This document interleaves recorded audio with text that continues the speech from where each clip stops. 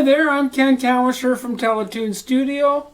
Today I'd like to show you my looping rig. It's actually what I use, it's the keyboard and guitar setup I use for a band called the Psychedelic Sundays.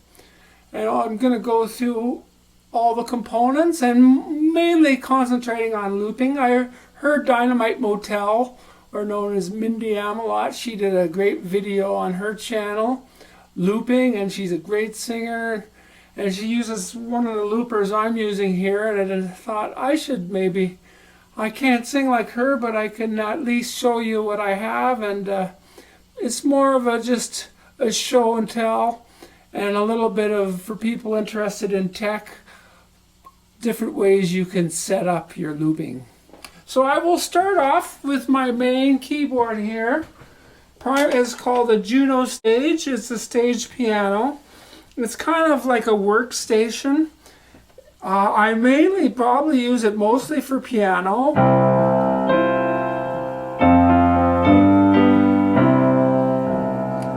But there's Rhodes.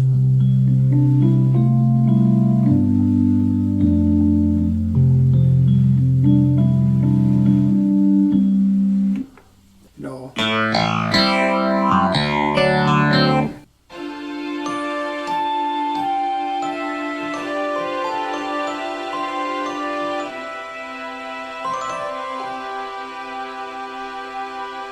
So you can set up your patch in many different ways. You can layer it, split it, and there's tons of sounds. Another cool thing I like about this is it has right on the control panel these synth parameters. So if I want to change the attack, turn it more like a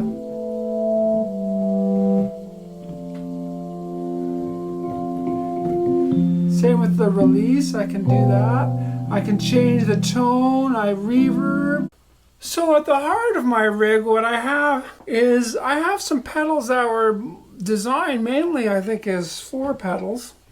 And the heart of it is I have a Digitech Jamman delay. Is two things. It's a digital delay that copies many different types of delays. That's all the top things. And the bottom here is a looper. So it's a stereo looper. So from my mixing board, anything I send to the solo button comes into this. The nice thing about this not being on the floor is I can put sounds through it. If I put on the delay, I can change.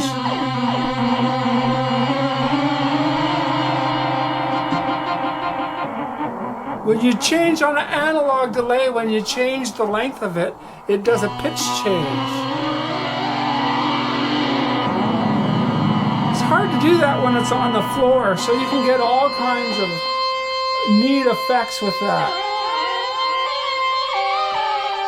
Or just use it as a straight delay. I'll show more delay effects later. And then the bottom half is just a straight looper. Often I might just have a loop of, say, a drum beat to start out. Now the neat thing about this, turn this down a bit, is the outputs are going into two Moog Fuggers.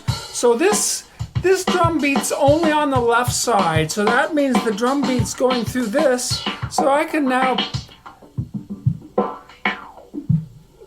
put it through the Moog Fugger and get all kinds of neat effects with this.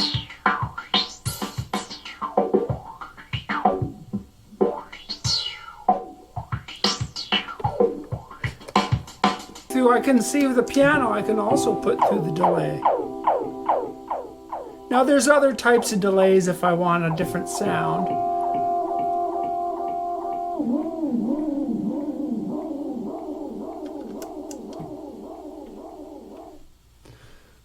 But it also is going through my phaser.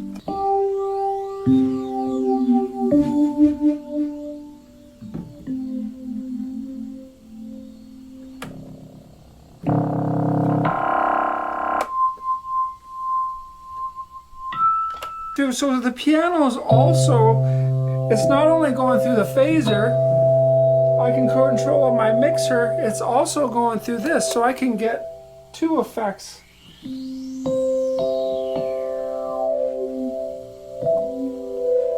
Also, like modular synths I have in the back here, I have cables, so the LFO is actually controlling this effect.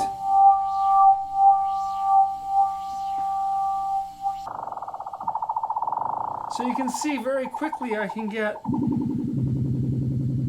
very different sounds.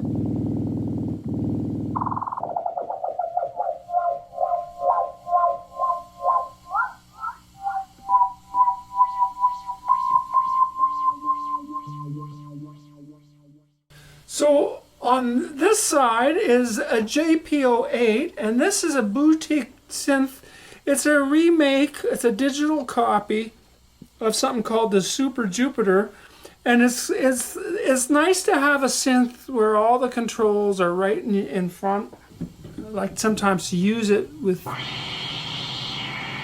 more sound effects type of things.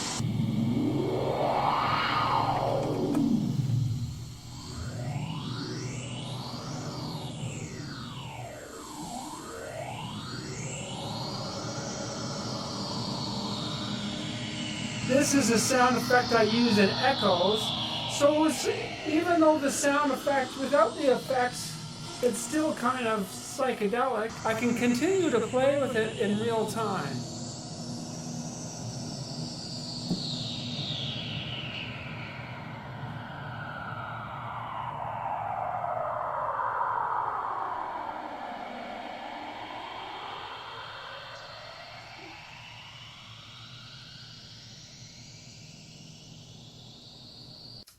So with a single stereo looper, you can turn it into a two-part looper with the help of a mixing board, and I'll explain how to do that now. First thing you'll need to do is route your inputs from left and right from your board. Then what you do is you send one part to the left. So I'm using, my drums are already in the left here. I've got a drum pattern, and this, my bass part, which is going to be two synths so I can play with this sound. Important when you're recording to realize that any effects you do into the looper stay there. So that's permanent. That's where you have to think about, do you want your effects before the loop? I like them after for like the drums, because then I'm not stuck with hearing the exact same effect over and over. It has a more organic, as it's looping, it's still changing. So it gives it a life after the loop.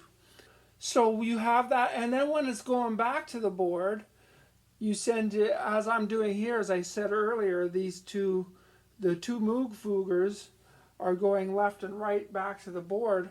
So then you have control at the board of turning on one without turning off the other. So I'm going to try and put the bass line down to Root Down, a tune by Jimmy Smith.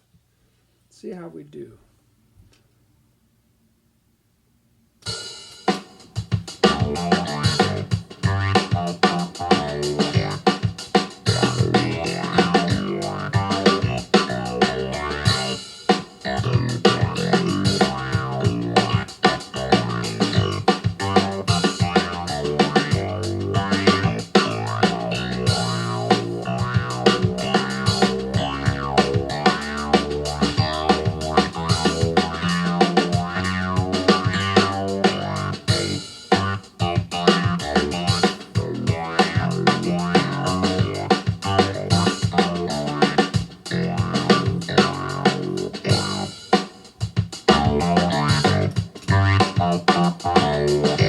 So now you'll see, the bass is a bit loud, I can turn it down.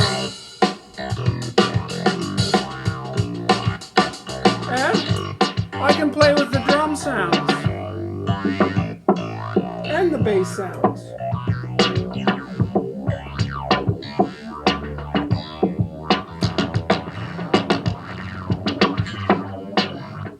It's getting pretty silly over here.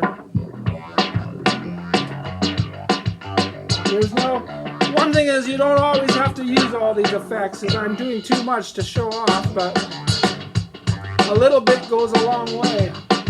I'm going to now jam on the Jimmy Smith tune Root Down.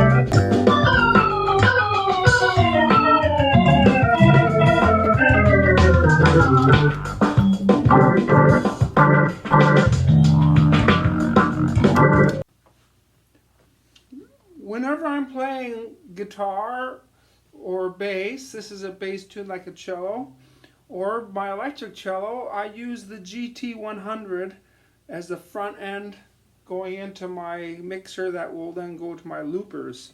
So it's a pretty decent, it's got amp simulations in it and all the effects you want, and it's even got a looper. So you can get a nice clean sound.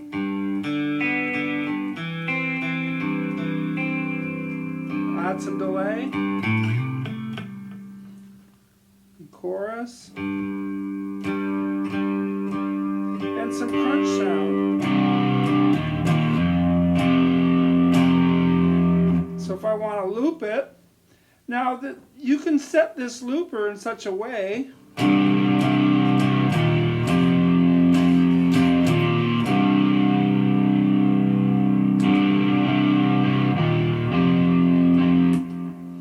so you can use it as a normal looper. It's not a very powerful looper, it's very simple, but one nice thing about it, you can set it up so it happens before your patches. So if you're getting, one thing about programming when you're playing is hard to fool around, but with a looper, you can play it, you can play with your settings.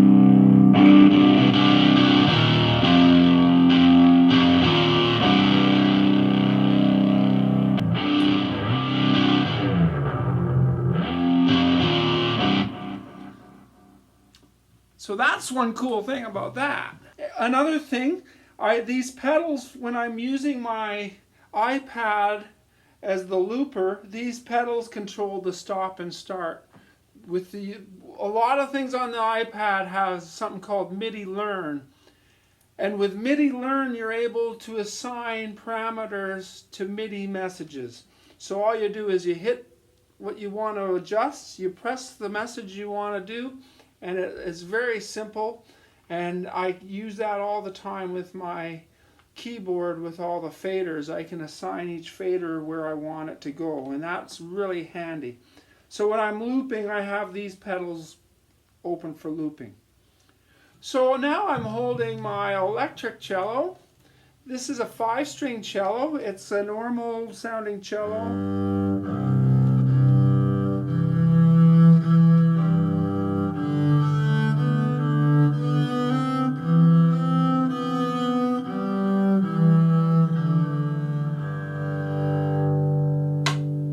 So it's just your standard cello. A real cello you can do looping. The problem with looping or playing electronically with a real cello is you always can hear, like an acoustic guitar. If you're playing acoustic guitar, you hear yourself playing it, it always comes back different through the loop because then it's being electrified and it never sounds the same. So it's hard to know what you're going to get. But with electric one, whatever you put into it is kind of what comes out. And also you can hear the effects better. I remember playing with a real cello live, and the sound man said I had way too much reverb, and I was surprised, but it makes sense because where you're sitting, it sounds great because I'm hearing the cello acoustically. But if you don't hear the cello acoustically, all that reverb just sounds like mush. So It's a common mistake for acoustic instruments to put too much effects because they're going how it sounds to them. You have to actually listen to the playback to know what you sound like. So this is an electric cello. It's got an extra E string, and an E string would give it, then it's an octave below a violin. So, and if I play up an octave, I'm in violin range.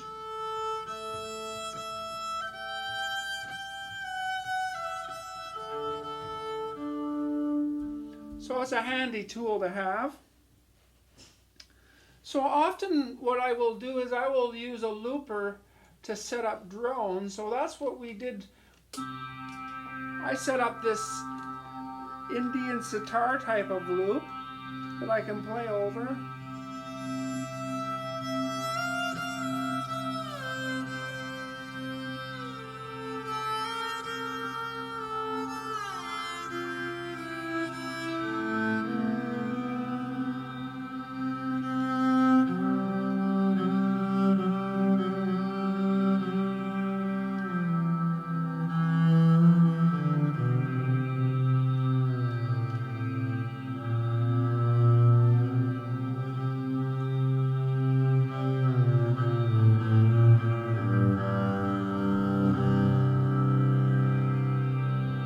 So this is my mixer. It's a Behringer. Things that were important to me is to have enough inputs and be able to send things where I wanted to. So basically for the inputs, this is a microphone. So anything I want to sing or any instruments I want to put into the looper, I use the mic. So we have the looper and the two Moog Foogers. Their output comes to the mixing board here. So you'll see that we have in the center, this is the low pass filter, and we have left and right the phaser, so that when we do the stereo looping, you have all that control. This is my main synth. This is the JX8P. You can see it's going to the looping section. Whenever there's a red light, I know it's going to the looper. And this is everything coming out of the iPad. And this is my guitar and cello and violin. So those are the inputs. Now, everything's going left and right. And after this, it goes to my final looper, which is a Boss. I will show that in a bit. And this sub 1 and 2, anything I hit sub 1 and 2 is going to the iPad. So if I want to send something to the iPad, mainly I have a looper there, but I also have some things that can be processed, and I might want to record in one of my audio programs. So I just have to hit the sub button, and I'm going to the iPad. It's also got in this section a very decent effects, a multi-effects. I mainly use it for reverbs, but it's got a lot of other things. These days there's so many options for reverbs. So that's my mixing board. Okay, so now let me show you some of the apps that I'm using with my iPad. The one that's most common that I use is a Hammond organ app. It's actually, you can control all the drawbars and the Leslie. And it's always good to have a volume pedal because that's part of the, without a volume pedal you'll find when you go high it's going to take your head off.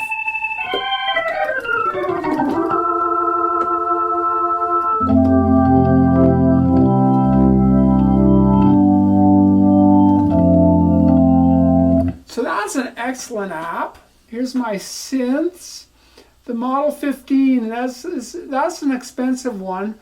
It's, if you're into modular synths, that's a good one. I think I paid $30 for it. A couple mini Moogs, ARP Odyssey. So this is a USB controller that I bought, and it runs just fine with the Korg app.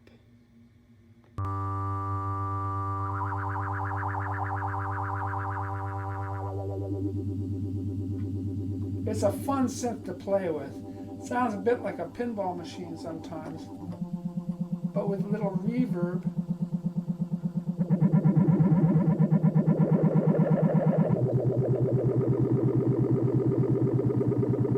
So all the controls here are very handy.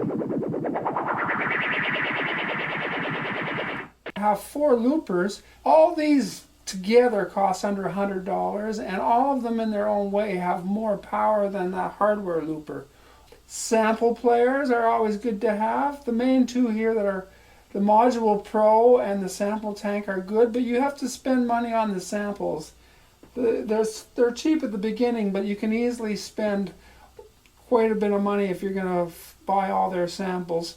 This Thumb Jam is a really nice little sample thing that... So for you want to have nice things that you can put into your looper. Lots of drum ones.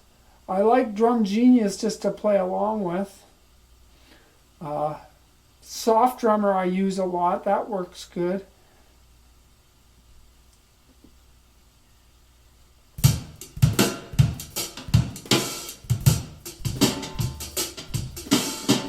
Change the different banks. This is actually drum with your hands. This one's all with brushes or mallets. I love brush drums. So that's why I got Soft Drummer. This company has Funk Drummer, Rock Drummer, but I think they might have a Jazz Drummer and a percussion one.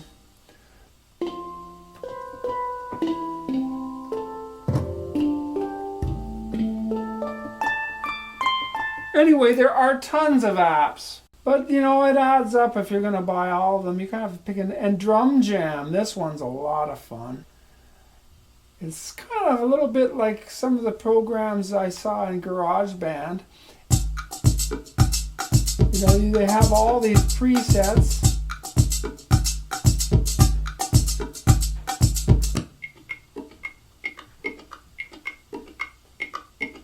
They can be simple, they can be crazy.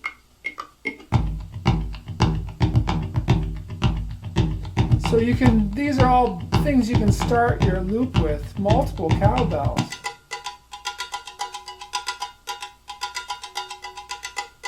Latin drums. So on the floor here, you will see I have my Boss RC300 loop station. And it's really, as you can see, 1, 2, 3 separate loopers that you can configure in different ways, but it's like having 3 different loopers.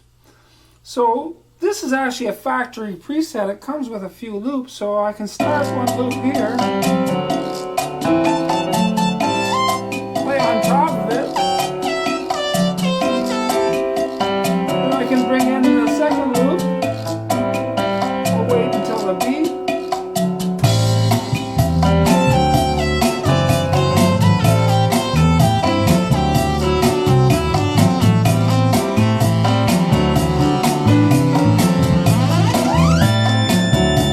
I want to record.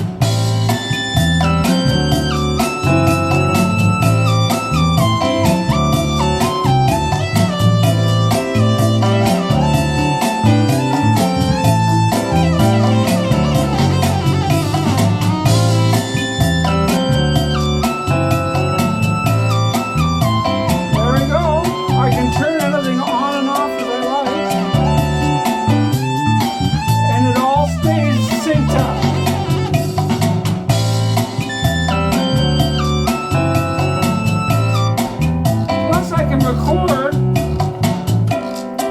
I can record anything on top. So it's nice, it's got effects that you can use.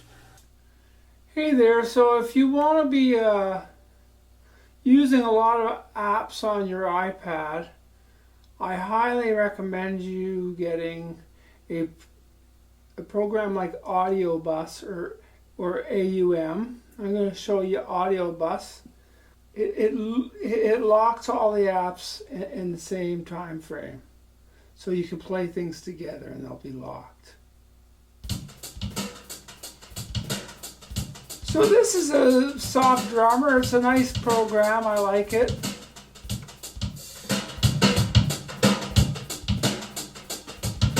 With it has some of its own effects. You can choose where you want the bar to fill. Whether right now it's on 8, and you can say how much jamming you want. The less jamming, the more straight it is. So it's all intelligent grooves with patterns. Anyway, it has some nice effects. I like the delay on it. You can create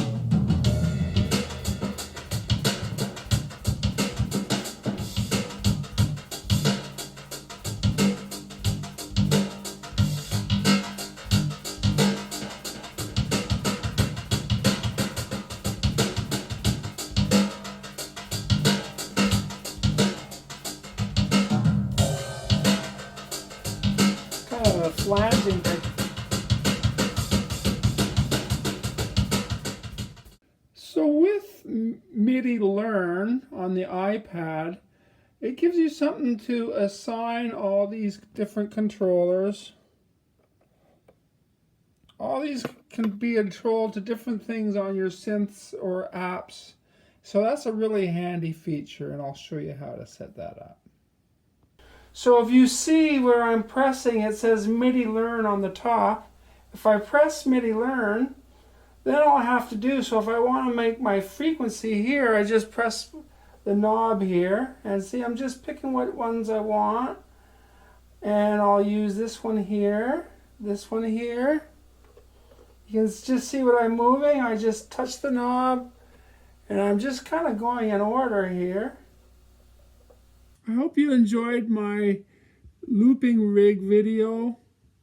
I hope I didn't blab on too much, but if I did, you're probably not listening anymore. Thanks. I'm Ken Canwisher at Teletoon Studio.